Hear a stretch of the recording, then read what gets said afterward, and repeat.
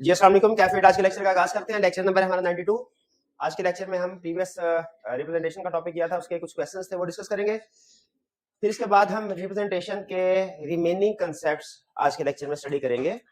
और आज के लेक्चर में उम्मीद है कि रिप्रेजेंटेशन वाला कंसेप्ट कंप्लीट हो जाएगा। चैप्टर कंप्लीट नहीं होगा लेकिन रिप्रेजेंटेशन के कंसेप्ट हम डिस्कस कर लेंगे। अगर आप रीडिंग करके आए हैं लर्निंग ऑब्जेक्टिव 2 की और रिप्रेजेंटेशन लेटर जो मैंने आपसे कहा था तब, ठीक है, वरना आपको हो सकता है थोड़ी प्रॉब्लम, लेकिन फिर भी मैं कोशिश करूंगा जो स्टूडेंट नहीं पढ़ के आए तो क्लास में उसको भी डिस्कस कर ले, मैं क्लास में भी पढ़ा दूं ताकि कोई स्टूडेंट नहीं पढ़ के आया उसके भी वो कमी पूरी हो जाए। कोई क्वेश्चन पूछना चाहते हो कल के लेक्चर में से? कल हमने बेसिक कंसेप्ट या बेसिक थीम रिप्रेजेंटेशन लेटर का डिस्कस किया था। ये अनक्लियर होना जरूरी है। एडवांस कंसेप्ट्स तो समझ आ जाते हैं अगर बेसिक कंसेप्ट्स क्लियर हो तो। इसमें कोई प्रॉब्लम है तो पूछ लीजिए। शाबाश, बिल्कुल। इनका क्वेश्चन बड़ा अच्छा। एंगेजमेंट लेटर में तो सर मैनेजमेंट की रिस्पांसिबिलिटी लिखते हैं, बल्कि इससे भी अगली बात करता हूं, ऑडिट रिपोर्ट में भी तो मैनेजमेंट की रिस्पांसिबिलिटी लिखते हैं, तो रिप्रेजेंटेशन लेटर में रिस्पांसिबिलिटी लिखने का देखिए स्टेप नंबर 1, एंगेजमेंट लेटर में रिस्पांसिबिलिटीज लिखी जाती हैं मैनेजमेंट को ये बताने के लिए उसने क्या करना है। क्या करना है भाई? आपने असाइनमेंट करनी है, ये एंगेजमेंट लेटर। अगले दिन आके ऑडिट के एंड पे ऑडिटर पूछेगा सर बताइए रिस्पांसिबिलिटी का क्या हुआ। अब मैनेजमेंट रिप्रेजेंटेशन लेटर में क्या कहेगी? हमने वो रिस्पांसिबिलिटी पूरी कर दी है। अगर आप ये इसके अल्फाज देखें ना रिप्रेजेंटेशन लेटर के शुरू के, तो ऐसे we have done this, we have disclose this, we have account, इस तरह के अल्फाज। यानी इसमें मैनेजमेंट कह रही है हमने वो काम कर दिया है। रिस्पांस एंगेजमेंट लेटर में क्या था? आपने ये काम करना है। रिप्रेजेंटेशन लेटर में क्या कर लिया है। और ऑडिट रिपोर्ट में हम एक दूसरे को नहीं, शेयर होल्डर्स को बता रहे होते हैं कि मैंने ये काम किया है, मैनेजमेंट ने ये काम किया है। ठीक है जी। तो रिस्पांसिबिलिटीज 2-3 जगह पे आ रही होती है लेकिन उसका पर्सपेक्टिव डिफरेंट है। क्लियर जी? और कोई क्वेश्चन? और कोई क्वेश्चन नहीं? नहीं, ये लर्निंग ऑब्जेक्टिव ये वाला तो कहा ही नहीं था आपसे। Representation, if representation is not provided, ये तो कहा ही नहीं था पढ़ने को। सारा पढ़ा है? बेहतरीन बेहतरीन, शाबाश शाबाश।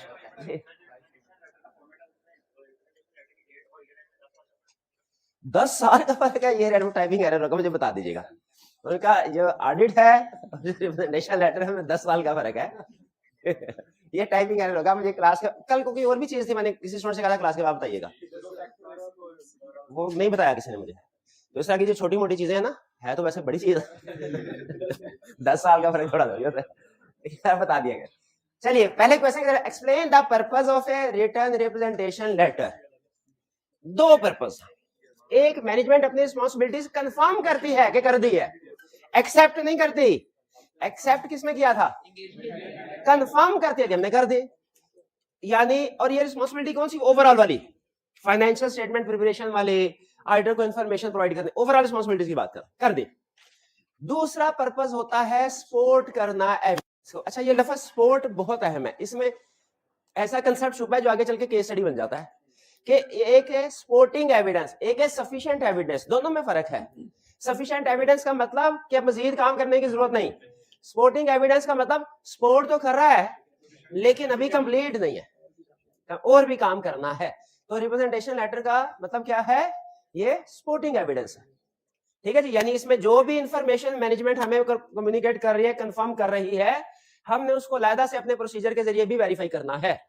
ये चीज ध्यान में रखिएगा। ये बात समझ आ गई आपको? ये केस स्टडी में भी यूज होगी। चलिए, अच्छा एक जगह मुझे याद आ गया, रिप्रेजेंटेशन लेटर की डेफिनेशन में लिखा है representation letter, representation does not include financial statement and related. अच्छा, ये रटे वाला पॉइंट है, इसमें कोई कंसेप्ट नहीं है, इसमें कोई कंसेप्ट नहीं है, ये रटे वाला पॉइंट। हाँ, जो लफ्ज सपोर्ट वाला है ना, इसमें बहुत बड़ा कंसेप्ट है, केस स्टडी बनता है वो। 1 में कोई प्रॉब्लम नहीं। चलिए अब क्वेश्चन 2, कह रहा audit of 3 star limited TSL for the year ending December 31, 2014 was completed and initial report was issued on February 15, 2015। Initial report को अंडरलाइन कर लीजिए। आप जब फॉर्म में जाएंगे ना, आप तो डॉक्यूमेंट्स के ऊपर जो आपने प्रिपेयर किया होता है ना, साइन करेंगे आप हर डॉक्यूमेंट के ऊपर, जिससे पता चलेगा ये आपने चेक किया है, इसकी रिस्पांसिबिलिटी आपकी है। हर डॉक्यूमेंट के ऊपर कम से कम एक पर्सन के साइन जरूर होते हैं जो ऑडिटर ने प्रिपेयर किया होता है। रिव्यू करने वाले के भी साइन होते हैं, प्रिपेयर करने वाले के भी, रिव्यू करने वाले। पर्पस क्या होता है इसका? बहुत से पर्पस है। सबसे बड़ा पर्पस रिस्पांसिबिलिटी। वो आप साइन वो नहीं करते जो आपके चेकबुक पे होते हैं या जो आपके आईडी कार्ड पे होते हैं, उसे कहते हैं इनिशियल्स, यानी नाम के पहले हरूफ लिखना। जैसे नाम के, जैसे भाई का क्या नाम है? अदील सरताज, तो ये फर्म में जब सरकार अच्छा अदील सरताज नहीं सचमुच सरताज समझना शुरू हो गए थे अपने आप अदील सरताज। तो फर्म में जब डॉक्यूमेंट्स के ऊपर अपने ये शो करेंगे ना कि मैंने प्रिपेयर किया, तो सिर्फ एएस लिखेंगे। एएस इसे कहते हैं इनिशियल्स, नाम के पहले हरूफ इनिशियल्स, ये साइन नहीं होते। तो फर्म में जब हम सब कुछ प्रैक्टिकली कर लेते हैं ना सर, सिर्फ 2-3 चीजें पेंडिंग रहती है क्लाइंट की तरफ से। तो हम क्लाइंट को रिपोर्ट देते हैं, कहते हैं सर ये हमारी तरफ से फाइनल है। उस रिपोर्ट के ऊपर एंगेजमेंट पार्टनर अपने इनिशियल भी कर देता है, लेकिन वो आईएसएस के मुताबिक ऑडिट रिपोर्ट नहीं है, क्योंकि उसमें एक एलिमेंट मिसिंग है। कौन सा एलिमेंट? साइन। पार्टनर कहता है सर 2-3 चीजें, एक रिप्रेजेंटेशन लेटर आपने भी हमें नहीं दिया, और 2-3 चीजों की अप्रूवल है बोर्ड ऑफ डायरेक्टर्स की, वो आपने अभी तक हमें प्रोवाइड नहीं की। तो ये जो पेंडिंग चीजें हैं ना, ये जैसे ही आप प्रोवाइड करेंगे हम आपको रिपोर्ट साइन करके दे देंगे। आपकी तसल्ली के लिए इनिशियल करके रख दिया, इसी के ऊपर साइन कर देंगे, ताकि आपको पता हो अब हमारी तरफ से काम रेडी है, आपकी तरफ से पेंडिंग है। इनिशियल रिपोर्ट ऑडिट रिपोर्ट नहीं होती, ये इनिशियल रिपोर्ट ऑडिट रिपोर्ट नहीं होती, लेकिन इसका मतलब यह है कि सारा काम ऑडिट कर चुका है, मैनेजमेंट की तरफ से 1-2 चीजें पेंडिंग है, तो इनिशियल रिपोर्ट दी अभी फाइनल नहीं है। समझ लीजिए ड्राफ्ट रिपोर्ट है। इनिशियल रिपोर्ट का मतलब क्या समझ रहे हैं? ड्राफ्ट ऑडिट रिपोर्ट उन्हें दे दी। And the meeting of board of director was held on 22 February to approve the accounts, and thereafter being an auditor you have been required to issue signed auditor report for the purpose of issuing financial statement to shareholder। समझ आई बात? कह रहे हमने board director report हुई, prove किया उन्होंने, उन्होंने कहा भाईजान अब साइन रिपोर्ट दे दो। As per provision of international standard auditing, you also need to obtain a written representation from your client TSL। Written representation भी लेनी है before issuing the signed auditor's report. सही कह रहा है? बिफोर इशूइंग के after issuing भी चलेगा, क्योंकि ये एविडेंस है। Representation letter is an evidence, required evidence. Required sufficient नहीं है, रिक्वायर्ड है। बात समझ रहे हैं? जैसे अकाउंटिंग का पेपर पास करने के लिए कैलकुलेटर रिक्वायर्ड प्रोसीजर है, लेकिन सफिशिएंट नहीं है। सिर्फ कैलकुलेटर लेके पास नहीं हो जाएगी, दिमाग में एविडेंस दूसरा कंसेप्ट भी होने चाहिए। तो रिप्रेजेंटेशन लेटर रिक्वायर्ड है, सफिशिएंट नहीं है। फिर क्या रहेगा? In the light of the given situation answer the following. Why does an auditor need to obtain the written representation from management and 2 चाबी governance? क्यों? कोई पर्पस पूछ रहा है, to confirm management's responsibility and to support other evidence, support other evidence। फिर कह रहे हैं what is the most commonly used form of a written representation and what should be the date of written representation in the above scenario? Discuss in most common form का legal paper होना चाहिए कोई नहीं, letter format. Email के जरिए होना चाहिए कोई नहीं, लेटर फॉर्म। हालांकि ईमेल भी हो सकता है, वो भी ऐसे मतलब रिटर्न ही समझा जाता है, लेकिन मोस्ट कॉमन फॉर्मेट कौन सा है? लेटर फॉर्म, रिटर्न फॉर्म में। ठीक है? और तरतीब ज़हन में रखिएगा, पहले ऑडिटर से मैटर्स क्लाइंट को, मैनेजमेंट को भिजवाए जाते हैं। सर मुझे हमें इन मैटर्स पे रिप्रेजेंटेशन चाहिए, स्टैंडर्ड्स के मैटर अलहदा, और अगर कोई एडिशनल उसने रिप्रेजेंटेशन वो भी। फिर मैनेजमेंट उन्हें अपने ऑफिशियल लेटर हेड पे प्रिंट करके साइन करके ऑडिटर के हवाले करती है। एंगेजमेंट लेटर पे दोनों पार्टीज के साइन होते हैं, लेकिन रिप्रेजेंटेशन लेटर पे सिर्फ एक पार्टी के साइन होते हैं। किसके? मैनेजमेंट। और वो मैनेजमेंट जो responsible for preparation of financial statements है और नॉलेजेबल है, जैसे सीएफओ, सीईओ या इक्विवेलेंट पोजीशन। बाद कुछ और नाम भी देते हैं, जैसे प्रेसिडेंट हमने डिस्कस किया जी। फिर what would be date of written representation in the above scenario? as near as possible to the date of auditor's report। जितना करीब हो उतना अच्छा, but not later। यानी as near as possible में ये कह रहा है कि जिस दिन ऑडिट रिपोर्ट है उसी दिन या उसे एक आधा दिन पहले, ज्यादा नहीं, क्योंकि अगर ज्यादा गैप आ जाए तो फिर हमें उस रिप्रेजेंटेशन को अपडेट करना पड़ता है। यानी ये देखना पड़ता है कि कहीं जो मैटर उसमें लिखे हुए हैं उनमें से कोई चेंज तो नहीं आ गया किसी किस्म का, तो अपडेट करना पड़ता, लेकिन बाद में नहीं हो सकता। क्लियर? प्रैक्टिकली मैंने बताया था प्रैक्टिस क्या है, जिस दिन ऑडिट रिपोर्ट उसी दिन रिप्रेजेंटेशन लेटर लिया जाता है। उसके बगैर ऑडिट रिपोर्ट कभी आपने साइन करके नहीं देनी। अगर दी तो आईएसआई की वायलेशन है। इसका मतलब है आपने sufficient appropriate audit evidence obtain नहीं किया अगर रिप्रेजेंटेशन लेटर नहीं लिया। Who is responsible to provide written representation on behalf of company? ये भी हमने डिस्कस कर लिया। सिर्फ मैनेजमेंट नहीं लिखना, मैनेजमेंट रिस्पांसिबल फॉर प्रिपरेशन, फिर नॉलेज, और फिर एग्जांपल्स भी देनी है तीसरे नंबर पे। सीएस बिल्कुल क्लियर है। इस क्वेश्चन में कोई प्रॉब्लम? हाइब्रिड क्लास में कोई प्रॉब्लम हो तो हाथ उठा दीजिए। हाइब्रिड क्लास में कोई प्रॉब्लम? बिल्कुल। Question 3, your firm is the auditor of iota limited. लोटा नहीं है, आयोटा है, आयोटा है। And audit report is expected. शाबाश, फोकस किया भी तो किस लफ्ज में, सुभान अल्लाह, सुभान अल्लाह। एंड इसको अंडरलाइन कर ले। And audit report is expected to be signed on 10 तारीख। IL's management has just informed you that due to certain personal reason, CEO will not be available from 5 March to 15 March. Report sign करनी है 10 मार्च को, कह रहा 5 से 15 मुझे काम है कोई। They have provided you with the following alternative option। उन्हें दूसरी alternative option, पहली ऑप्शन दूसरी ऑप्शन। रिक्वायर्ड में कह रहा है comment on acceptability of each option with reason. क्या कहना चाह रहा है, बताओ ये ऑप्शन एक्सेप्टेबल है या नहीं, और सिर्फ यस नो नहीं करना, रीजंस भी बतानी है। ठीक है, तो इसमें कमेंट को अंडरलाइन कर ले और इसमें रीजंस को अंडरलाइन करें। कमेंट का मतलब बताना है यस के नो, रीजंस का मतलब बताना है justification. And suggest the best course of action for obtaining representation in the above scenario, और सजेस्ट को अंडरलाइन कर ले। यानी अगर दोनों में ही कोई प्रॉब्लम है तो फिर तीसरा सूटेबल वे वो बता दे। पहली ऑप्शन देखते हैं, कह रहे CEO will sign all the representation either on 4 March or 16 मार्च 2021। जी 16 मार्च तो बिल्कुल ही आउट। हम पहले उसे 16 मार्च की ऑप्शन को डिस्कस कर देंगे कि representation letter should be obtain on or before audit, on or before audit report, not after. फिर इसके बाद 4 मार्च को कमेंट करना है।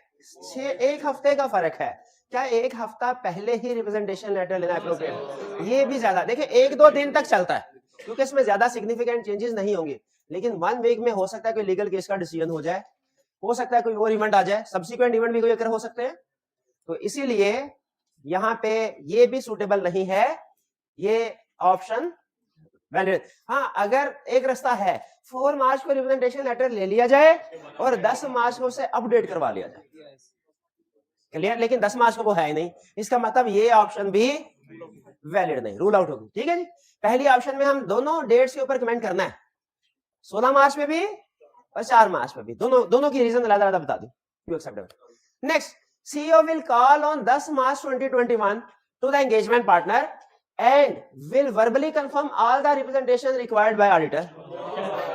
इसके तो नाम में ही लफ्ज रिटर्न आ जाता है, ये तो हमेशा रिटर्न रिप्रेजेंटेशन है, जैसे कंफर्मेशन में रिटर्न लफ्ज आया था ना, वो भी हमेशा रिटर्न है, तो रिटर्न रिप्रेजेंटेशन भी हमेशा रिटर्न ही होगी, ये भी एक्सेप्टेबल नहीं है।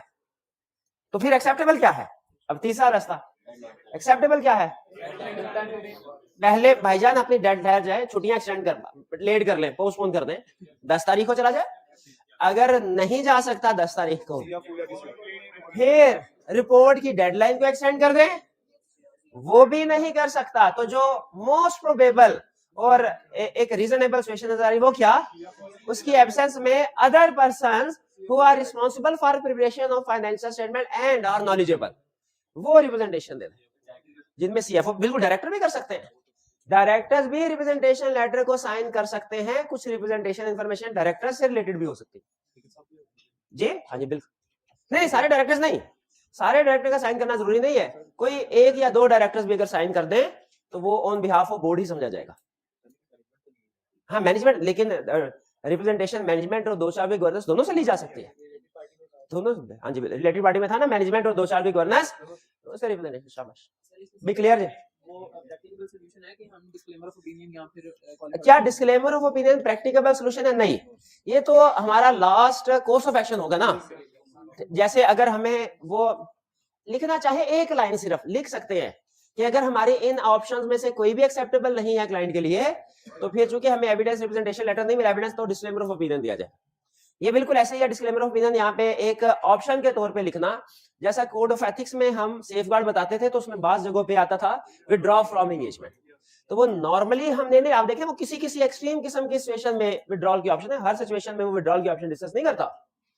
ठीक है, तो ये जो एक्शन है विड्रॉ या डिस्क्लेमर ऑफ ओपिनियन, ये कोर्स ऑफ एक्शन है, जरूर लिखेंगे, गलत नहीं है, लेकिन ये प्रैक्टिकेबल नहीं है। ठीक है, ये सिर्फ हम एक्सेप्शनल सिचुएशन में दिया करते हैं। क्लियर जी, कोई प्रॉब्लम? चलिए अब हम वो जो आपको पढ़ने के लिए कहा था, लेकिन हो सकता है कुछ स्टूडेंट ना पढ़ के आए हो, इसलिए representation one by one discuss करते हैं ताकि आपको पता। अच्छा, ये जो रिप्रेजेंटेशन की क्लासिफिकेशन है ना, ये जरा जहन में रख लीजिए, ये रफ सा आपको कंसेप्ट बिल्ड कर रहा हूं, रिप्रेजेंटेशन की टाइप्स। अच्छा, कोई स्टूडेंट रिप्रेजेंटेशन और रिप्रेजेंटेशन लेटर में फर्क बता सकता है? रिप्रेजेंटेशन लेटर के अंदर सारी रिप्रेजेंटेशन होती हैं, यानी representation letter is equal to sum of all representation, sum of all representation. इसलिए ध्यान में रखिए, अगर केस स्टडी में कहीं उसने कहा ना कि रिप्रेजेंटेशन नहीं दी, तो वो मे भी मटेरियल हो, मे भी परवेसिव हो, लेकिन अगर केस स्टडी में कहा रिप्रेजेंटेशन लेटर नहीं दिया, वो हमेशा पर, क्यों हमेशा परवेसिव होगा? रिप्रेजेंटेशन लेटर नहीं दिया तो कोई रिप्रेजेंटेशन नहीं दी, ठीक है? हाँ जी, बिल्कुल बिल्कुल, वेरी गुड। तो ये है जी रिप्रेजेंटेशन, टाइप्स ऑफ रिप्रेजेंटेशन, दो टाइप्स। एक है ओवरऑल मैनेजमेंट रिस्पॉन्सिबिलिटी से रिलेटेड, मैनेजमेंट रिस्पॉन्सिबिलिटी से रिलेटेड, ठीक है? और ये है स्पेसिफिक एरिया से रिलेटेड, स्पेसिफिक एरिया से रिलेटेड। वो जो था ना असल में, वो to confirm responsibilities and to support, तो कंफर्म इन वाली रिस्पॉन्सिबिलिटीज के लिए था। ये ओवरऑल है फाइनेंशियल स्टेटमेंट जो चैप्टर 2 में पढ़े थे। और ये है स्पेसिफिक है, जैसे रिलेटेड पार्टी के हवाले से रिप्रेजेंटेशन, जैसे गोइंग कंसर्न के हवाले से रिप्रेजेंटेशन, जैसे हम पढ़ेंगे लिटिगेशन, सब्सिक्वेंट इवेंट वगैरह वगैरह। ये जो स्पेसिफिक एरिया की रिप्रेजेंटेशंस हैं, इनको हम फर्दर दो हिस्सों में डिवाइड करते हैं। एक रिक्वायर्ड बाय आईएसएस, वो रिप्रेजेंटेशन जो आईएसए रिक्वायर करता है, और दूसरी रिक्वेस्टेड बाय ऑडिटर। वैसे ये रिक्वायर्ड बाय ऑडिटर भी लिख सकते हैं, लेकिन हम प्रोफेशनल वर्ड यूज करते हैं रिक्वेस्टेड, रिक्वेस्टेड बाय ऑडिटर। ये रिप्रेजेंटेशन और इस रिप्रेजेंटेशन का फर्क क्या है? इसका इफेक्ट हमेशा परवेसिव होगा, यानी रिप्रेजेंटेशन लेटर नहीं मिला, इफेक्ट परवेसिव। रिप्रेजेंटेशन लेटर मिल गया, उसमें ये वाली रिप्रेजेंटेशन नहीं मिली, क्योंकि ये ओवरऑल से रिलेट करती है। मैनेजमेंट में ने अपनी फाइनेंशियल स्टेटमेंट्स प्रिपेयर करने की रिस्पांसिबिलिटी पूरी कर दी, सारी इंफॉर्मेशन डिस्क्लोज कर दी, ये ओवरऑल। स्पेसिफिक एरिया, ये अगर रिप्रेजेंटेशन नहीं मिली, इसका इफेक्ट मटेरियल भी हो सकता है, परवेसिव भी हो सकता है। और इसमें दो टाइप्स है, required by ISS, requested bye auditor. और ऑडिटर क्या हर सिचुएशन में रिप्रेजेंटेशन रिक्वेस्ट कर देता होगा? नहीं, कि भाई स्कोप लिमिटेशन है, चलो रिप्रेजेंटेशन दे दो, काम चला लेते हैं। हर सिचुएशन में तो नहीं है कि मिस स्टेटमेंट है, चलो रिप्रेजेंटेशन दे दो, काम चला लेते हैं, ऐसा थोड़ी है। स्कोप लिमिटेशन है या मिस स्टेटमेंट है, उसमें तो मॉडिफिकेशन इन रिपोर्ट एप्रोप्रिएट है, उसमें रिप्रेजेंटेशन थोड़ा ही एप्रोप्रिएट है। तो हर सिचुएशन पे रिप्रेजेंटेशन एप्रोप्रिएट नहीं है। ऑडिटर नॉर्मली जो एडिशनल रिप्रेजेंटेशन रिक्वेस्ट करता है, वो कौन से वाले एरियाज होते हैं? वो एरियाज होते हैं जो कि जिनमें मैनेजमेंट की जजमेंट एस्टिमेट्स हो, मैनेजमेंट की जजमेंट्स हो, या और फ्यूचर कोर्स ऑफ एक्शन से related, future course of action से रिलेटेड। ये छोटा सा स्ट्रक्चर है, इसको ध्यान में रखिएगा, ठीक है? थोड़ा सा आपको शायद कॉम्प्लेक्स लग रहा होगा, लेकिन ये कंप्लीट पिक्चर आपके सामने रख दी। अब ये मैं ये कंसेप्ट कि कब रिप्रेजेंटेशन एप्रोप्रिएट होती है, कब नहीं, ये बिल्ड करने के लिए कोई चंद एक एग्जांपल आपके साथ शेयर करना चाह रहा हूं। मैनेजमेंट ने अपने सारी की सारी इंफॉर्मेशन ऑडिटर को प्रोवाइड कर दी है, इस मैटर के ऊपर रिप्रेजेंटेशन एप्रोप्रिएट है कि नहीं? मैनेजमेंट से ये पूछना चाहिए, सर लिख के दीजिए कि जो भी इंफॉर्मेशन फाइनेंशियल रिलेटेड आपने हमें प्रोवाइड कर दी, छुपाया कुछ नहीं है, बिल्कुल है। और ये कौन से वाली टाइप होगी?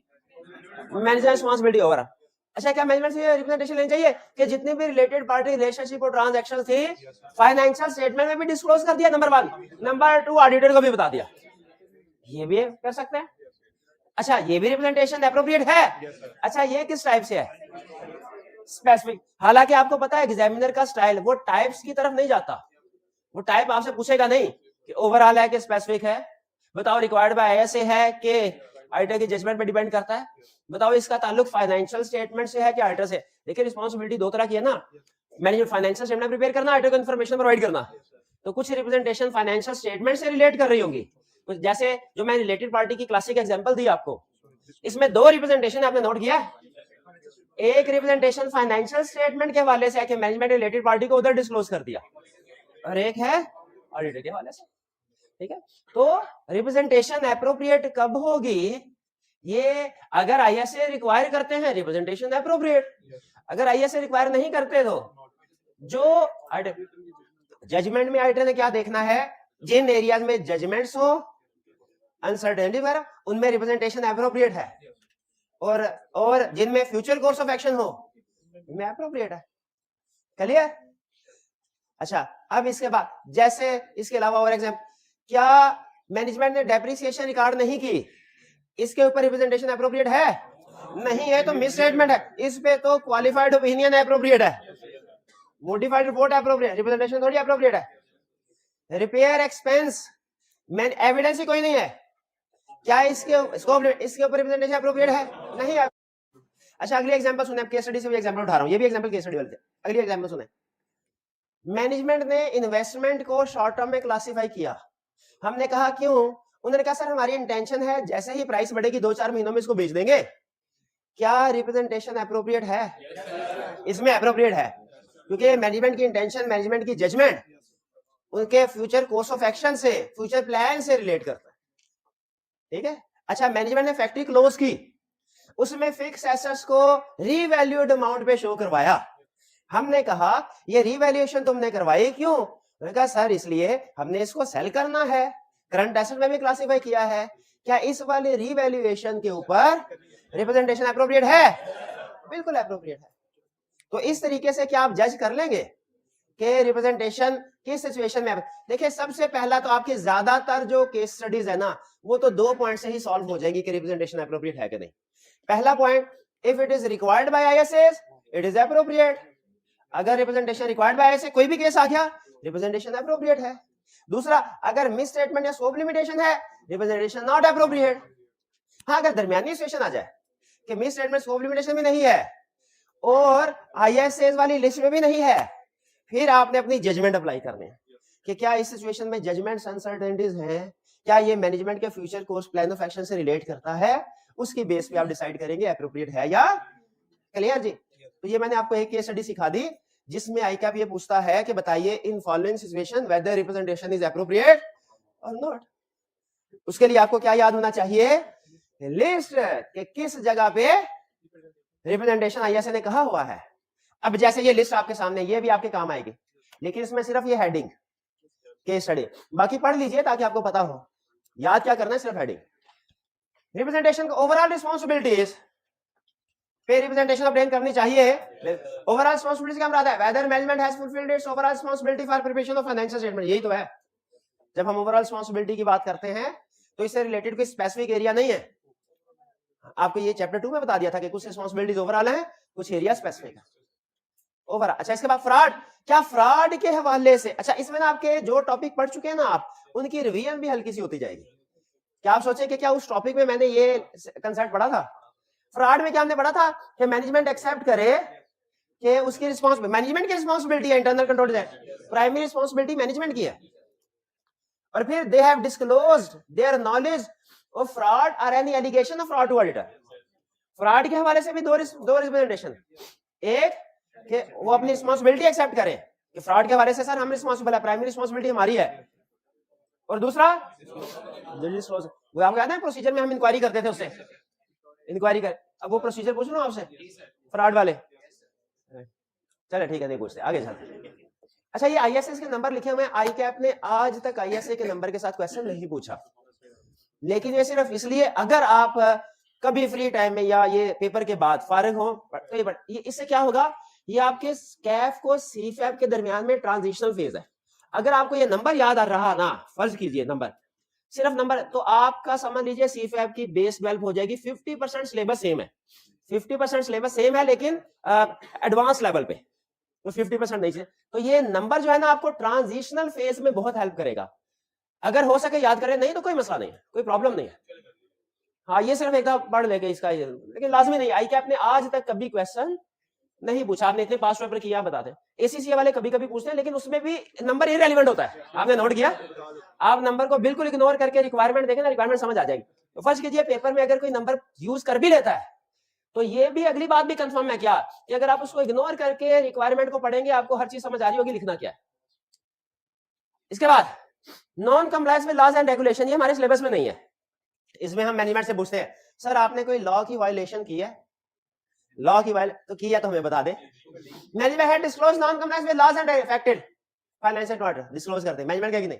लेकिन आपको यह भी पता है कि ऑडिटर सिर्फ मैनेजमेंट की बात पे एतबार नहीं कर रहा होता, ठीक है, वो क्या कर रहा होता है, प्रोसीजर परफॉर्म कर रहा होता है। बिल्कुल।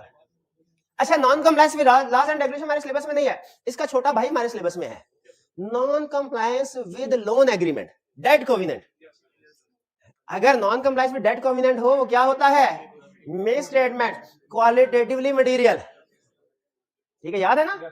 ये वो एग्जाम में केस स्टडी टेस्ट कर सकता है इसके, इससे मैनेजमेंट की इंटेग्रिटी पे डाउट क्रिएट होता है कि नहीं, क्योंकि वो फाइनेंशियल स्टेटमेंट ओवरस्टेट करने के लिए वायलेशन थी। इसके बाद इमटेरियल मिस स्टेटमेंट, क्या मैनेजमेंट से रिप्रेजेंटेशन लेते हैं कि जितने भी मिस स्टेटमेंट इमटेरियल हैं, ये याद है कंसेप्ट। हाँ जी, ताकि कल को मैनेजमेंट हमारे खिलाफ केस ना कर दे। लिटिगेशन, क्या रिप्रेजेंटेशन लेते हैं लिटिगेशन के हवाले से कि they have disclosed all litigation and claims affecting financial management to auditor, कोई बात छुपाई नहीं ऑडिटर से, आपको पता। अच्छा, तो फिर इसका मतलब है हमने कंफर्मेशन लेटर नहीं भेजना लॉयर को, हमने डॉक्यूमेंटेशन देखने की जरूरत नहीं है, हमें लीगल केसेस का अपडेटेड स्टेटस पता करने की जरूरत नहीं है, नहीं ये सारे काम फिर भी करने हैं। तो रिप्रेजेंटेशन लेटर क्यों ले रहे हैं, सपोर्ट करने के लिए, सपोर्टिंग एविडेंस, शाबाश, ठीक है। वरना तो अगर फ्रॉड की रिप्रेजेंटेशन ले ली, इसका मतलब फ्रॉड से रिलेटेड कोई प्रोसेस परफॉर्म नहीं करना है, ये सपोर्टिंग एविडेंस है, ठीक है। इसी तरह फेयर वैल्यू एंड एस्टिमेट्स, इस पे भी रिप्रेजेंटेशन वो कहता ले लो। Method assumptions used by and data used in counting estimates and related disclosure are appropriate, including management has intention and ability to perform, जो भी उसका है एक्शन। इसका मतलब ये हुआ, अगर फिक्स एसेट्स रीवैल्यूड अमाउंट पे हैं, क्या रिप्रेजेंटेशन अप्रोप्रिएट है कि नहीं, फेयर वैल्यू के लफ्ज की वजह से।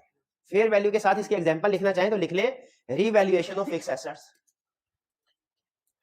फिर आप कहेंगे सर इस पे तो किया बेटर देते हैं, वो भी देंगे, लेकिन रिप्रेजेंटेशन भी तो ऑब्टेन करनी है। क्या रीवैल्यूएशन के प्रोसीजर में कहीं पे आपने ये पढ़ा कि representation obtain representation from management, ये पढ़ा था? अगर है तो लिंक हो गया, नहीं यार तो ऐड हो गया प्रोसीजर, है प्रोसीजर, ये लिंक हो गया। देखा, बहाने से नई चीज कुछ नहीं है, पुरानी जो है वो लिंक हो रही है। नहीं पढ़ा तो ऐड कर ले, नहीं पढ़ा तो कि जब कभी रीवैल्यूएशन होगी मैनेजमेंट से रिप्रेजेंटेशन ऑब्टेन करेंगे, जब कभी लॉ वाली लीगल केस की केस स्टडी आएगी representation from management, related parties के हवाले से रिप्रेजेंटेशन ऑब्टेन करते हैं। दो, इधर तो 4-5 लिखते हैं, ये कहां से आ गए, पढ़ के देख लेते हैं। Management has disclosed related party their relationship and their transactions, ठीक है। In management has appropriate accounted for disclose them in accordance with दो साबिक, ये तो दोनों एक ही लग रही है, ये ऊपर वाली काट दे, ऊपर वाली नीचे वाली जरा ज्यादा बेहतर अल्फाज में इन अकॉर्डेंस है। दो साबिक गोनेस है प्रूव ट्रांजैक्शन डेट मिनट, एक मिनट है, सॉरी अब आप काट नहीं, मैं असल में पूरा, मैंने जब नीचे पूरा पढ़ा तो फिर मुझे याद आया, ये ऊपर वाली रिप्रेजेंटेशन है ऑडिटर वाले और नीचे वाली है फाइनेंशियल स्टेटमेंट वाले।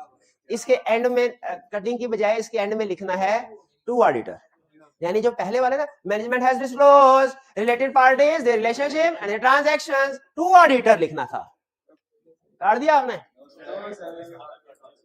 कोई बात नहीं, उसके साथ करके टिक लगा दे, ठीक है। और इससे मुझे एक बात याद आ गई कि इंसान सबसे ज्यादा अपनी गलतियों से सीखता है। तो अब आपको बाकी चाहे और कुछ रिलेटेड याद रहे ना रहे, ये जरूर याद रहेगी बात।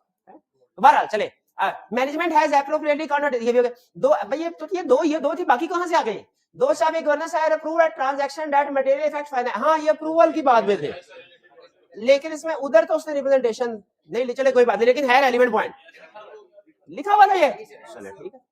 दो साबिक गवर्नेंस है any interest in related party transaction disclose कर, और व्हेन दो साबिक governance had made oral representation to अगर उन्होंने ज़बानी कलामी कोई रिप्रेजेंटेशन ऑर्डर को दिया वो रिटर्न फॉर्म में लिख दे, तो ये नीचे वाली 3 हमारी एडिशनल है, ये इनडायरेक्टली शायद कहीं ना कहीं रिलेटेड पार्टी के चैप्टर में डिस्कस हो रही हो, नहीं हो रही तो इनको ऐड कर ले, हो रही है बट ठीक है, हो रही है तो ठीक है।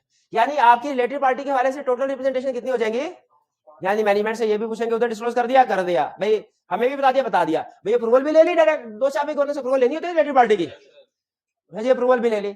अच्छा 2 चाबी गवर्नेंस का इंटरेस्ट है अगर कोई, वो भी बता दो, डायरेक्टर्स का भी तो इंटरेस्ट हो सकता है, ताकि वो फिर हम शेयर होल्डर्स के सामने रख सकें। अब है सब्सिक्वेंट इवेंट तो पता है आपको क्या है, ये क्या बात, तो हम मैनेजमेंट से, हालांकि हम खुद भी सब्सिक्वेंट इवेंट्स आइडेंटिफाई करने के लिए प्रोसीजर परफॉर्म करते हैं, हम सीखेंगे भी, लेकिन यहाँ पे मैनेजमेंट से क्या कह रहे हैं, आप बताइए, आपने हमें सारे सब्सिक्वेंट इवेंट बता दिए, तो अगर मैनेजमेंट से रिप्रेजेंटेशन ले ले और मैनेजमेंट 5 सब्सिक्वेंट इवेंट्स देके कहे सर ये सारे हो गए, हमें मजीद काम करने की जरूरत नहीं है, मजीद काम करना, क्यों, क्योंकि रिप्रेजेंटेशन स्पोर्टिंग एविडेंस ये सबसे अहम, पूरी रिप्रेजेंटेशन में सबसे अहम कंसेप्ट है ये प्रैक्टिकली, फिर इसका स्टेटस क्या है, स्पोर्टिंग। गोइंग कंसर्न में हमने पढ़ा था मैनेजमेंट का फ्यूचर प्लान ऑफ एक्शन क्या है, तो वो कैश फ्लो फॉर कॉस्ट देखो, तो बताइए गैस कीजिए गोइंग कंसर्न पे रिप्रेजेंटेशन अप्रोप्रिएट है कि नहीं, ठीक है जी। अच्छा आगे चलते हैं, ये भाई बताएंगे ये रिप्रेजेंटेशन ऑडिटर अपने प्रोसीजर परफॉर्म करने के दौरान लेता है या बाद में, देखिए ज़बानी कलामी दरमियान में भी ले सकता है, प्रोसीजर परफॉर्म करते प्रोसीजर में भी पढ़ा था, लेकिन रिटन फॉर्म में एंड में लेता है इकट्ठी करके, ठीक है जी, ये अच्छा क्वेश्चन था। हाँ यूं कह ले, भाई ने इसको थोड़ा टेक्निकल अल्फाज में बता दिया कि सर वो रिप्रेजेंटेशन पहले ले लेता है लेकिन रिप्रेजेंटेशन लेटर बाद में लेता है, बिल्कुल ठीक है, ये भी ठीक है, आगे चलते हैं। Examples of other representation if determine, अच्छा ये ऊपर वाली रिप्रेजेंटेशन तो वो है जो रिक्वायर्ड बाय आईएसए, अब वो ऑडिटर को भी एक पावर दे रहा है, डिस्क्रिशनरी पावर, कि भाई इन वाली मेरे यहाँ पे तो रिप्रेजेंटेशन ऑब्टेन करनी है, अगर तुम मुनासिब समझो तो खुद भी रिप्रेजेंटेशन ले सकते हो, लेकिन याद रखे ये ऑडिटर को पावर दे रहा है, ऑडिटर को गन दे रहा है, लेकिन साथ ही नीचे कह रहा है इसमें अंधाधुंध फायरिंग नहीं करनी। अंधाधुंध फायरिंग का मतलब क्या है, हर मैटर पे रिप्रेजेंटेशन ऑब्टेन, मिसाल भी दे रहा है कि किस किस मैटर पे रिप्रेजेंटेशन ऑब्टेन कर सकते, कहता है representation regarding intention, plans, judgements of management about future course of action. अगर कोई ऐसा एरिया हो जो स्टैंडर्ड में दुनिया बदलती रहती है ना, तो हो सकता है कोई नई एरिया आ जाए, कोई नई सिचुएशन आ जाए जो आईएसए में कवर ना हो सकी हो, तो कहता है इस सिचुएशन में आपने देखना है, अगर तो वो मैटर मैनेजमेंट की इंटेंशन, प्लान, जजमेंट से रिलेट कर रहा है, रिप्रेजेंटेशन ले लो। For example intention to hold और सेल इन्वेस्टमेंट या मशीनरी, ये एग्जांपल दे दिया आपको। For example going concern valuation, ये तो ऑलरेडी स्टैंडर्ड भी कह देता है, ये रिक्वायर्ड बाय स्टैंडर्ड भी थी, बहरहाल एग्जांपल थे। रीवैल्यूएशन ऑफ पीपी, हाँ ये नहीं, ये स्पेसिफिक एग्जांपल नहीं थी, उसने fair value general word use किया था, उसमें कह सकते हैं वैसे कि एक एग्जांपल ये भी है। पेंडिंग लिटिगेशन, ये भी थी, चले हम इसमें सिर्फ रिपीट होगी, अच्छा है ताकि केस स्टडी में हम पिक कर ले इसको, ठीक है, कि केस स्टडी में ये इस मैटर के ऊपर रिप्रेजेंटेशन तो लाजमी ऑब्टेन करने हैं। फिर representation regarding completeness of liabilities, mortgage, charges on assets, के लायबिलिटीज कंप्लीटली रिकॉर्ड कर ली हैं, वो याद है मैनेजमेंट में not provide complete information to auditor, तो हो सकता है कुछ लायबिलिटीज रिकॉर्ड ना की गई हो, मैनेजमेंट से लिख के देंगे आपने कंप्लीट लायबिलिटी रिकॉर्ड कर, और जब मैनेजमेंट लिख के दे देगी तो फिर कंप्लीटनेस ऑफ क्राइटेरिया वाले प्रोसीजर परफॉर्म करने की जरूरत नहीं है जरूरत। अच्छा एसेट्स को देख के ये तो पता चल जाएगा आपको कि ये अंडर चार्ज नहीं है, जो मॉर्गेज एसेट्स होते हैं उनका डिस्क्लोजर आता है ना, फिजिकल वेरिफिकेशन से पता चलेगा कि ये अंडर चार्ज है, नहीं, कैसे पता चलेगा, डॉक्यूमेंट्स, हाँ एक तो लोन एग्रीमेंट से, और दूसरा कह रहा है मैनेजमेंट से रिप्रेजेंटेशन भी ऑब्टेन कर ले, तो ये कुछ एग्जांपल दे रहा है, other representation if determine necessary by auditor. Clear जी, रीड कर लिया आपने। अब सबसे अहम बात देखिए, कल वाले लेक्चर में सबसे अहम लफ्ज था सपोर्ट का, सिंगल वर्ड अगर मैं आपको कल के, अब आज के लेक्चर में ये सारी चीज अभी तक बढ़िया भूल जाए, लेकिन अब जो आगे हम पढ़ने जा रहे हैं वो नहीं भूलना, ये इसमें की बेस पे केस स्टडी सॉल्व होनी है, एक सपोर्टिंग वाले लफ्ज की बेस पे केस स्टडी सॉल्व होनी है, और दूसरा इस रिटन रिप्रेजेंटेशन कब एप्रोप्रिएट है कब नहीं, रूल बता रहा है, कह रहा है written representation appropriate if it is required by ISS are considered necessary by auditor, considered necessary by auditor, considered necessary by auditor का ब्रैकेट में चाहे लिख ले, अंधाधुंध फायरिंग नहीं करनी, आपने लिखना, आपसे नहीं लिखा जाएगा ये, अंधाधुंध फायरिंग नहीं करनी। फिर रिटन रिप्रेजेंटेशन अप्रोप्रिएट कब है? By ISA when determined necessary by auditor. और कब अप्रोप्रिएट नहीं है? जब मटेरियल मिसस्टेटमेंट हो या स्कोप, मटेरियल इमटेरियल पे लेते हैं, ये ध्यान में रखिएगा, जब मटेरियल मिसस्टेटमेंट हो या स्कोप लिमिटेशन हो। क्यों भला? क्योंकि मटेरियल मिसस्टेटमेंट या स्कोप लिमिटेशन के केस में हाँ मॉडिफाइड रिपोर्ट अप्रोप्रिएट है, रिटन रिप्रेजेंटेशन थोड़ा ही अप्रोप्रिएट है। मैनेजमेंट आखिरी कोशिश करती है सर रिटन रिप्रेजेंटेशन लेके मामला दफा दफा करे, ये सब कुछ ठीक है छोड़ दे, ऐसे ही छोड़ दे, हमारा एविडेंस कह रहा है मिसस्टेटमेंट है, ये एविडेंस है ही नहीं, रिटन रिप्रेजेंटेशन की बेस पे नहीं कर सकते के लिए। फिर ये बात बता रहा है, ये तीसरा पॉइंट इतना ज्यादा अहम नहीं है लेकिन effect of representation about management responsibility is always pervasive. जो मैनेजमेंट की रिस्पांसिबिलिटीज वाले है ना वो परवेसिव ही होगी वो वाली रिप्रेजेंटेशन। और effect of other representation may be material, यानी अगर आपसे क्वेश्चन केस स्टडी में कहता है, अब यहाँ पे आप मार खा सकते हैं, केस स्टडी में कहता है रिप्रेजेंटेशन लेटर नॉट प्रोवाइडेड, हमेशा परवेसिव। अगर कहेगा रिप्रेजेंटेशन नॉट प्रोवाइडेड, हम कहेंगे if this relates to responsibilities, pervasive. If relates to specific areas, it may be material, may be pervasive. Clear जी? अच्छा नेक्स्ट ये क्वेश्चन ये आपने घर से करने हैं। फिर लर्निंग ऑब्जेक्ट नहीं, घर से करेंगे आप, होम असाइनमेंट में है वो क्वेश्चन जो आगे जी। नहीं कल कम पढ़ाया था ना, असाइनमेंट रिवाइज करके भेज दी थी ग्रुप में नहीं आप? नहीं असाइनमेंट में रिवाइज, असाइनमेंट ये क्वेश्चन नहीं था, क्या था कल जो आपको व्हाट्सएप ग्रुप में? नहीं क्लास में 6 भेजे थे लेकिन वो कंसेप्ट पूरा नहीं हो सका था, वो मैंने क्योंकि मुझे पूरा यकीन था खुद से पढ़ के आप समझ नहीं पाएंगे। अच्छा कोई बात नहीं। ऑडिटर्स, अच्छा मैंने नहीं पढ़ाया, क्या आप खुद से बता सकते हैं अगर रिप्रेजेंटेशन लेटर ना प्रोवाइड किया जाए ऑडिटर का कोर्स ऑफ एक्शन क्या होगा? उसने कहा, अच्छा पहले तो उसने कहा representation letter is required to be obtain in all audits. दुनिया का कोई ऐसा ऑडिट नहीं है जिसमें रिप्रेजेंटेशन लेटर ना हो, ऑल को अंडरलाइन कर लो। ये ना कभी कहीं नॉट फॉर प्रॉफिट ऑर्गेनाइजेशन आप कहते हैं ये रहने दो, रिप्रेजेंटेशन लेटर की जरूरत हर ऑडिट पे। अच्छा रिप्रेजेंटेशन को 2 हिस्सों में डिवाइड कर रहा है, क्यों? इसमें कह रहा है जब मैनेजमेंट रिस्पांसिबिलिटी की रिप्रेजेंटेशन नहीं है तो हमेशा परवेसिव, और जब अदर है ये भी स्कोप लिमिटेशन है, ये भी स्कोप लिमिटेशन, इसका इफेक्ट परवेसिव, इसका इफेक्ट इफ मटेरियल और इफ परवेसिव। ठीक है। अच्छा मैनेजमेंट का रिप्रेजेंटेशन ना देना, अब ये अगेन वही आपका मसला आ जाएगा कि इफेक्ट ऑन रिपोर्ट पूछा है कि ऑडिटर कोर्स ऑफ एक्शन पूछा है केस स्टडी में। अगर उसने इफेक्ट ऑन रिपोर्ट पूछा है तो आपने स्कोप लिमिटेशन कह दिया, इफ मटेरियल क्वालिफाइड। अगर कोर्स ऑफ एक्शन पूछा है तो फिर रिपोर्ट के साथ साथ रिस्क वगैरह भी रिवाइज होगा कि नहीं होगा? क्योंकि याद रखिए सिंपल कंसेप्ट लिंक कर दूं, अगर मैनेजमेंट रिप्रेजेंटेशन प्रोवाइड नहीं करती, स्कोप लिमिटेशन तो है लेकिन स्कोप लिमिटेशन भी कैसी? बाय मैनेजमेंट वाली। स्कोप लिमिटेशन भी कैसी? तो स्कोप लिमिटेशन बाय मैनेजमेंट में क्या सिर्फ रिपोर्ट में इंपैक्ट आता है कि रिपोर्ट के अलावा भी? हाँ, हमारा रिस्क भी इंक्रीज होता है, इंटेग्रिटी पे भी डाउट्स क्रिएट होते हैं, एक्सट्रीम केस में विड्रॉ भी कर सकते हैं। ठीक है, तो मुझे बताइए कि कब ये रिस्क वाली विड्रॉल वाली बात करेंगे? जब क्वेश्चन में रिक्वायरमेंट होगी कोर्स ऑफ एक्शन, यानी अगर उसने इफेक्ट रिपोर्ट पूछा है तो सिर्फ इफेक्ट रिपोर्ट बताएंगे, अगर उसने एड्रेस कोर्स ऑफ एक्शन पूछा है तो इफेक्ट रिपोर्ट भी बताएंगे और बाकी चीजें भी बताएंगे। क्लियर जी? पक्का? तो आपको पता चल गया अगर मैनेजमेंट ने रिप्रेजेंटेशन लेटर नहीं दिया तो क्या करना है? क्या करना? स्कोप लिमिटेशन है बाय मैनेजमेंट, इफेक्ट परवेसिव है, लेटर नहीं दिया, डिस्क्लेमर ऑफ ओपिनियन सीधा। और अगर कहता है रिप्रेजेंटेशन नहीं दी तो ये भी स्कोप लिमिटेशन बाय मैनेजमेंट है, लेकिन इसमें देखना इफेक्ट मटेरियल के परवेसिव है। और वो डिस्कस करने के बाद ये चूंकि स्कोप लिमिटेशन बाय मैनेजमेंट है तो फिर रिस्क और रिलायबिलिटी की तरफ जाए। ये वही कंसेप्ट है पुराना। अगर मैं ये सारा कंसेप्ट कुछ भी जहां पे रिप्रेजेंटेशन लेटर है ना उसकी बजाय मैं simple evidence not provide management लिख दूं तो ये आपका चैप्टर 4 का कंसेप्ट बन जाएगा। उसी कंसेप्ट को कॉपी पेस्ट करके मैंने स्कोप लिमिटेशन की जगह पे रिप्रेजेंटेशन लिखा है। बाकी ये वही चैप्टर 4 वाला कंसेप्ट है, scope limitation by management. Clear जी? इसमें कोई नई चीज? तो अभी तक के लेक्चर में मुझे बताइए हमने क्या सीखा? हमने सीखा रिप्रेजेंटेशन लेटर, रिप्रेजेंटेशन कल सीखा था रिप्रेजेंटेशन का की हैसियत सपोर्टिंग एविडेंस की है।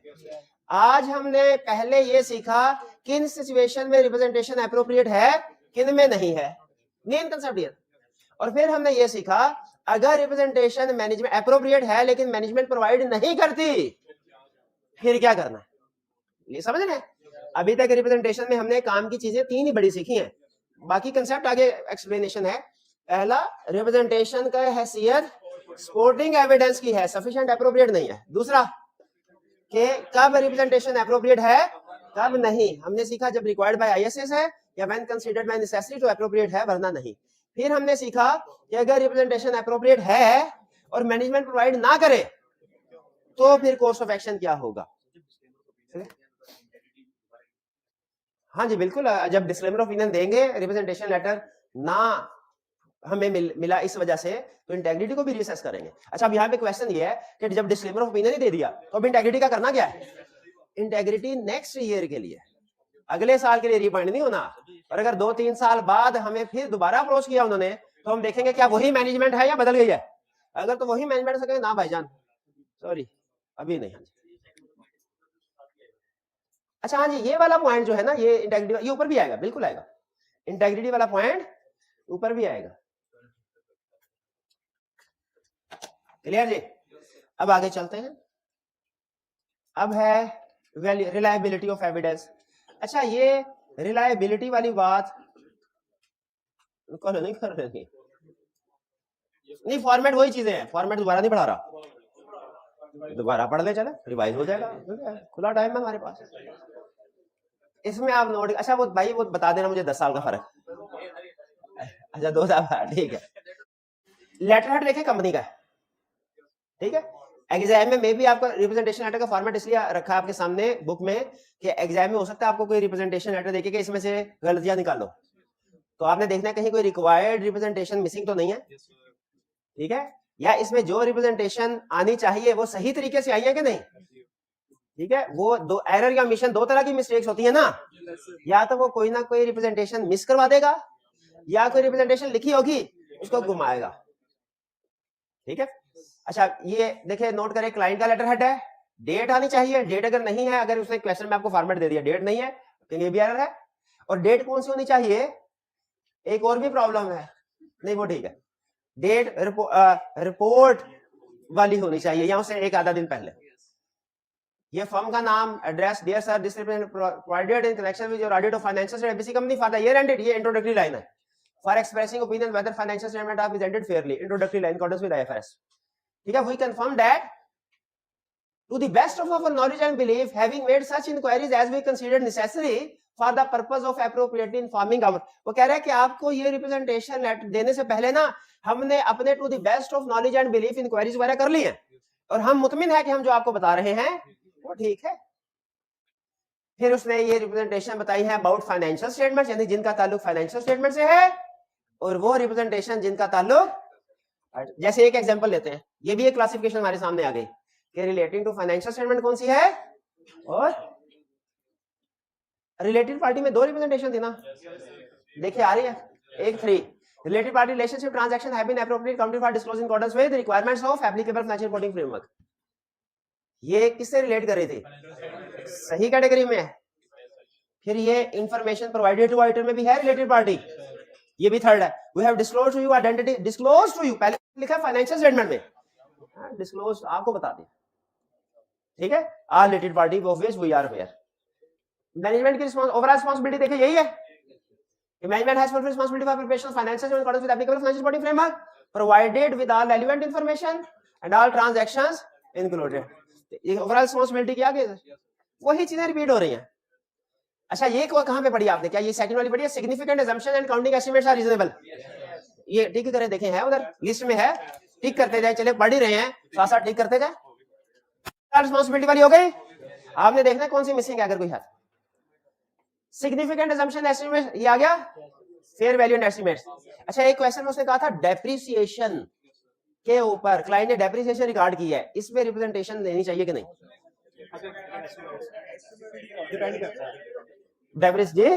डेप्रिसिएशन ऐसे, हाँ हमने ये लिखना था अगर ये सिग्निफिकेंट है ना, सिग्निफिकेंट, तो फिर इसे रिप्रेजेंटेशन लेटर में इंक्लूड किया जा सकता है, लेकिन साथ में इफ सिग्निफिकेंट लिखना लाजमी है, यानी छोटे मोटे एस्टिमेट्स में नहीं, सिग्निफिकेंट। थोड़े बहुत डेटर्स हैं उन पे प्रोविजन की आपके, ये भी तो एस्टिमेट है सर, एस्टिमेट्स है लेकिन सिग्निफिकेंट नहीं है, उसने कहा है fair value and significant estimates में रिप्रेजेंटेशन रिलेटेड इम्पेयरमेंट में ले सकते हैं इफ सिग्निफिकेंट, इफ सिग्निफिकेंट, बल्कि लेनी चाहिए क्योंकि उसमें वो फ्यूचर कैश फ्लोज बनते हैं जो मैनेजमेंट के फ्यूचर प्लान ऑफ एक्शन पे डिपेंड करते हैं।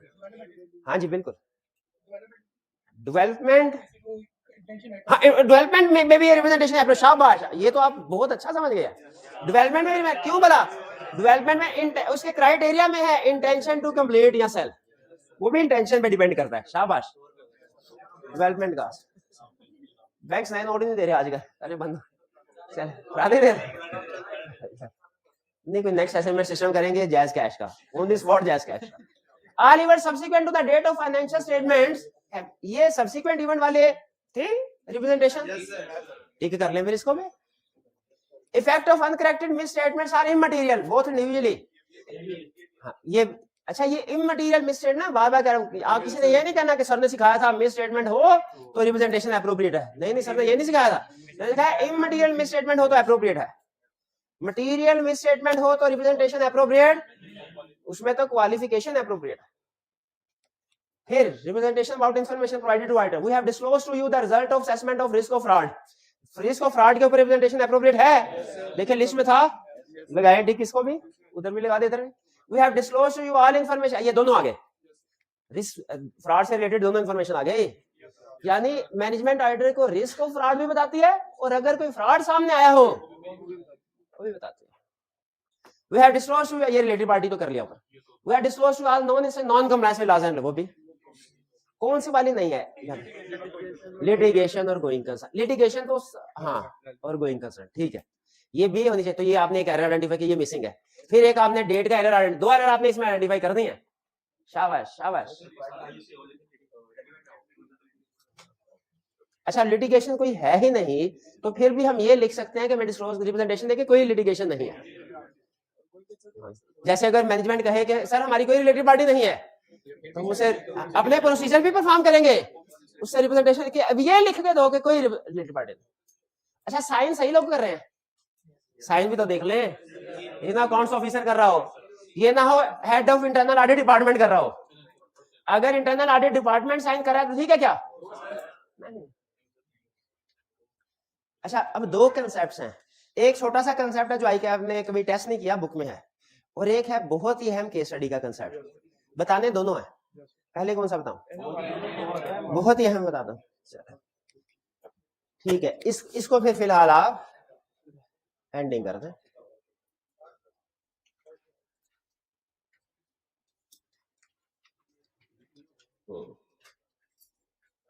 नहीं ये नहीं मैं बताता हूं, एक इक्वेशन आपके सामने लिख रहा हूं, जिसको ये इक्वेशन समझ आ गई ना, अच्छा ये valuation of reliability of representation, ये कंसेप्ट भी पढ़ा हुआ है हमने, लेकिन सिर्फ पहले जनरल, जैसे अभी थोड़ी देर पहले बताया ना कि स्कोप लिमिटेशन बाय मैनेजमेंट का इफेक्ट हमने चैप्टर 4 में पढ़ा था, यहाँ पे है रिप्रेजेंटेशन और उसी की स्पेसिफिक एग्जांपल है। उसी तरह कंसेप्ट कि जब एविडेंस इनकंसिस्टेंट हो तो रिलायबिलिटी डाउटफुल हो जाती है, ये और ऑडिटर ने फर्दर प्रोसीजर परफॉर्म करके रिजॉल्व करना होता है, ये कंसेप्ट हमने पढ़ा है। इस कंसेप्ट की एक एग्जांपल है कि एविडेंस कब रिलायबिलिटी डाउटफुल होती है, वो रिप्रेजेंटेशन जब एक एविडेंस कुछ और हो और रिटन रिप्रेजेंटेशन कुछ और कहे, ये स्पेसिफिक एग्जांपल है उस कंसेप्ट की। तो सिखा क्या रहा है, evaluation of reliability of representation के कौन कौन सी सिचुएशन है जिन पे रिप्रेजेंटेशन की रिलायबिलिटी जिसमें डाउट क्रिएट हो जाता है, यानी रिप्रेजेंटेशन रिलायबल नहीं रहेगी। आप कहेंगे पता नहीं मैनेजमेंट ठीक बात कर रही है कि नहीं कर रही, यानी देखिए एक तो है ना मैनेजमेंट ने, दो कंसेप्ट है, मैनेजमेंट ने रिप्रेजेंटेशन दे दी, रिप्रेजेंटेशन नहीं दी तो क्या करना है वो सीख लिया, अब मैनेजमेंट ने रिप्रेजेंटेशन ऑब्टेन कर दे दी, ठीक है, क्या हमने अदर एविडेंस ऑब्टेन करना है? अब यहां पे देखें कहानी में ट्विस्ट आया। एक ट्विस्ट था रिप्रेजेंटेशन नॉट प्रोवाइडेड। अब है रिप्रेजेंटेशन प्रोवाइडेड, लेकिन जब हमने अदर एविडेंस ऑब्टेन किया ना, दोनों में इनकंसिस्टेंसी आ गई। ये आपने पढ़ा हुआ, क्या करना है? क्या करना है? फर्दर प्रोसीजर परफॉर्म करने। अगर रिजॉल्व हो जाए तो ठीक, अगर रिजॉल्व ना हो, रिजॉल्व होने का मतलब क्या है? पता चल जाए मैनेजमेंट ठीक कर रही थी, वो जो दूसरा एक्सटर्नल एविडेंस उसमें ठीक नहीं था। रिजॉल्व नहीं हुआ का मतलब क्या है? मैनेजमेंट गलत कह रही है, तो हमारे डाउट्स क्रिएट होते हैं। ये जनरल कंसेप्ट है। ये क्या है? General concept. पहले बता रहे हैं आपको 2 एग्जांपल, कब रिप्रेजेंटेशन की रिलायबिलिटी पे डाउट्स क्रिएट होंगे। स्टेप 1, जब मैनेजमेंट कॉम्पिटेंसी देखें, अगर मैनेजमेंट झूठी है, उसके मुंह से जो अल्फाज निकलेंगे वो रिलायबल नहीं, डाउट्स क्रिएट होंगे। ठीक है, मैनेजमेंट लैक्स कॉम्पिटेंस और इंटेग्रिटी। दूसरा, जब रिप्रेजेंटेशन दे मैनेजमेंट ने, लेकिन वो किसी दूसरे एविडेंस के साथ इनकंसिस्टेंट है। क्लियर? ये 2 सिचुएशन है जिनमें रिप्रेजेंटेशन की रिलायबिलिटी पे डाउट है। इस सूरत में हमें क्या करना चाहिए? आगे जनरल कंसेप्ट है, उसने हेडिंग्स 2 दी हैं, लेकिन दोनों में आप देखेंगे कोर्स ऑफ एक्शन एक जैसा ही है तकरीबन। क्या? फर्दर प्रोसीजर परफॉर्म करो, और अगर इशू फिर भी रिजॉल्व ना हो तो उसका मतलब मैनेजमेंट सही नहीं है, इंटेग्रिटी डाउटफुल हो गए, अनरिलायबल हो गए। अनरिलायबल हो गए। डाउटफुल होने में और अनरिलायबल होने में फर्क है ना। अनरिलायबल फाइनल स्टेज है डाउट की। जब डाउट्स, ये देखें बता क्या रहा है, डाउट्स कब होंगे?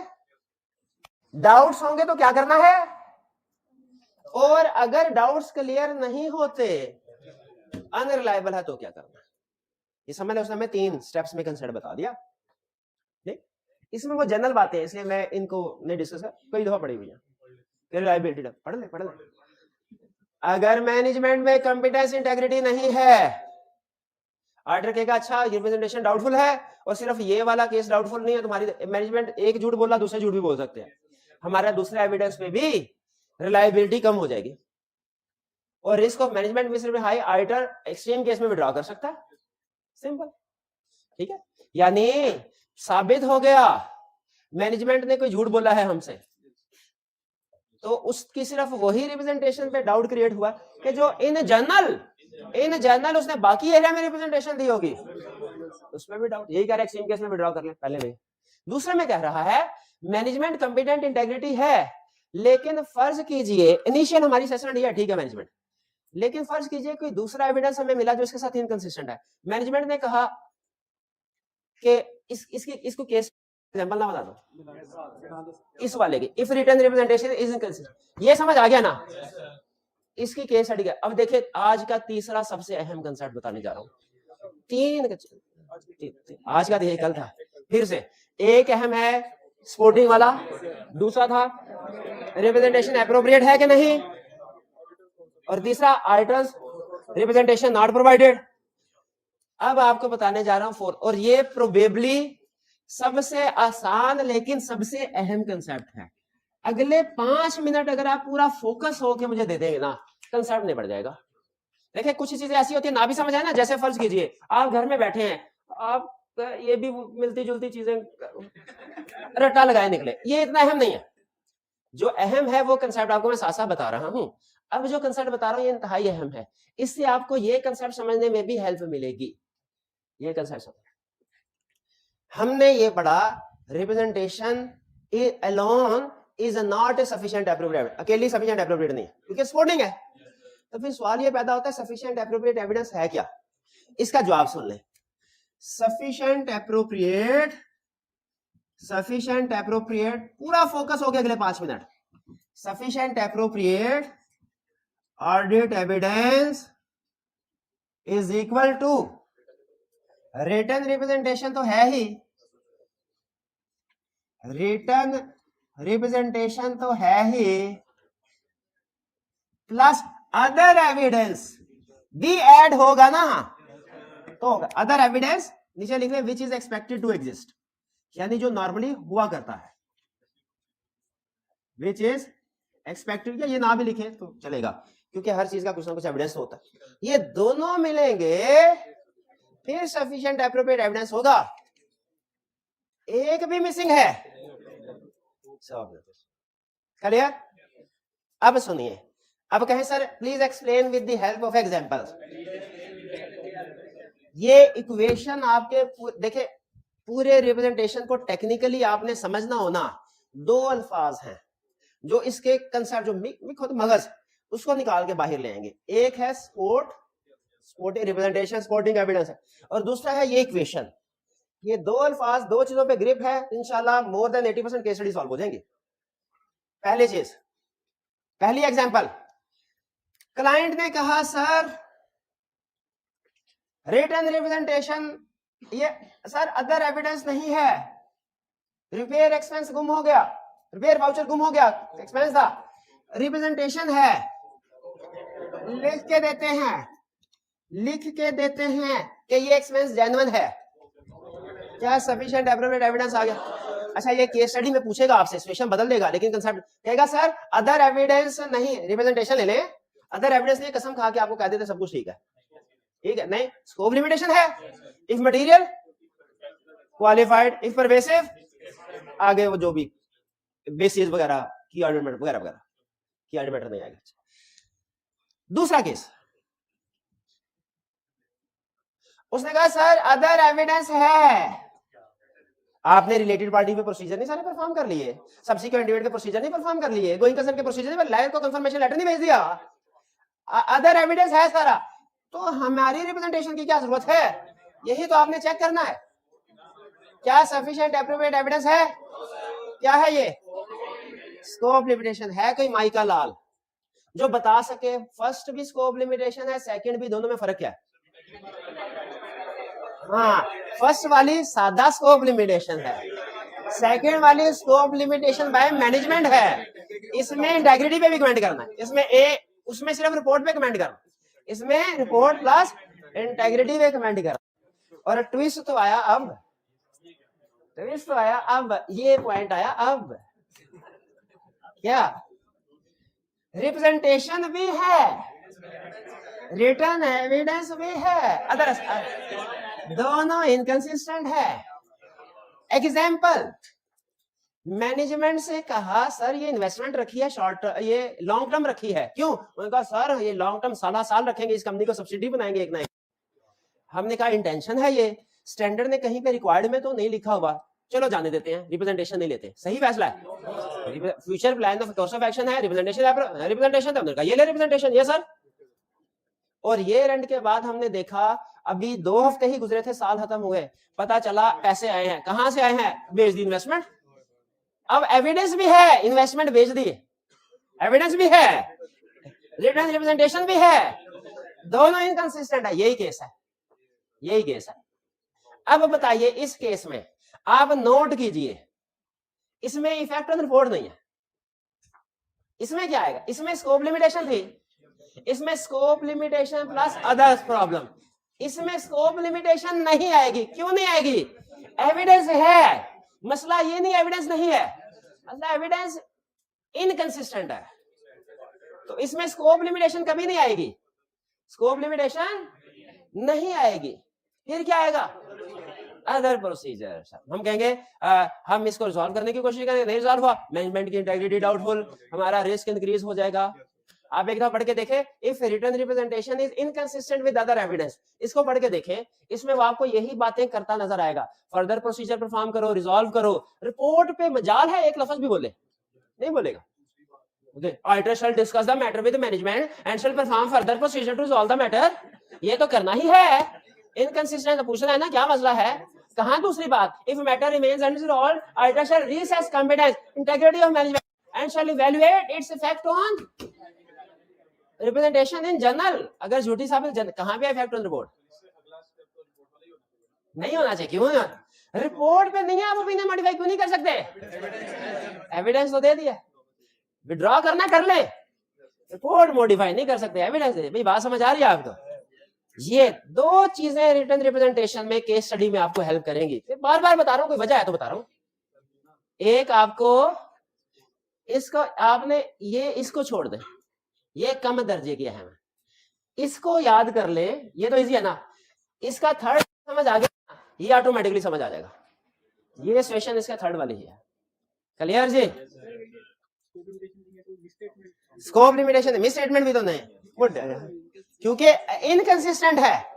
अगर साबित कर लेते हैं कि कौन सा, देखिए जब वो कहते हैं ना मैटर रिमेन्स अनरिजॉल्व्ड, इसका मतलब क्या है कि आप साबित कर ही नहीं सकते ठीक है कि गलत, वरना तो रिजॉल्व हो जाता। इसीलिए ये अभी 50-50 में है, यानी आप कंफर्म होके ना ये कह सकते ठीक है ना कह सकते गलत। अनरिजॉल्व्ड का मतलब यही है, सही साबित हो जाए वो भी रिजॉल्व हो गया, गलत साबित हो जाए वो भी रिजॉल्व हो गया। अनरिजॉल्व्ड का मतलब क्या है, अभी एक बात कंफर्म नहीं हो सका कौन सही कौन गलत। क्लियर जी?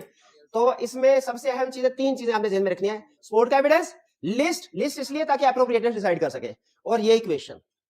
3 चीजें अगर आपको क्लियर हैं, बाकी कुछ भी क्लियर नहीं, कोई प्रॉब्लम नहीं, चलेगा। वे याद कर लेंगे, केस स्टडी भी कर लेंगे। कल मुझे याद करेगा, छोटा सा डब्बे एंड पे जो रह गया ना कंसर्ट, छोटा सा है कंसर्ट, कभी पूछा नहीं लेकिन जाहिर बताना तो है। आज का लेक्चर खत्म करते हैं हमें। अल्लाह हाफिज।